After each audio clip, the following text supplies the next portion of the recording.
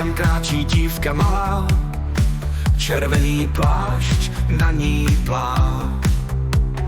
Košík plný dobrot nese do chaloupky, co stojí v lese.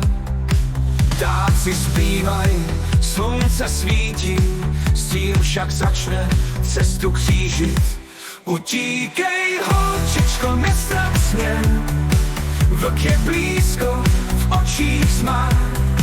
Ve stínu pravda může lhát, odvaha v tobě musí plát.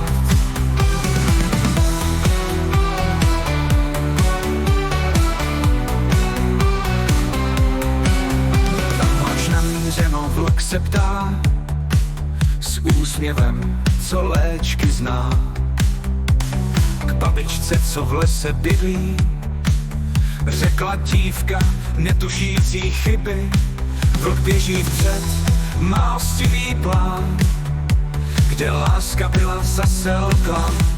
Utíkej, holčičko, nestrach směr, vlk je blízko, v očích zmar.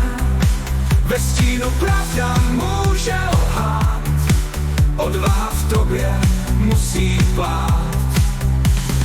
Myslivec jde, má pevnou dlaň, v očích klid a sílu zbraní.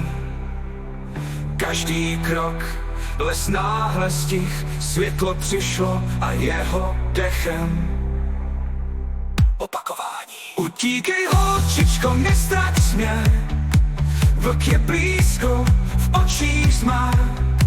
Ve stínu pravda může lhát, odvaha v tobě musí plát.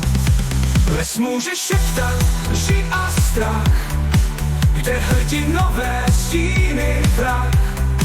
Nakonec světlo přemůže tmu, vlk se ztratí v propasti snů.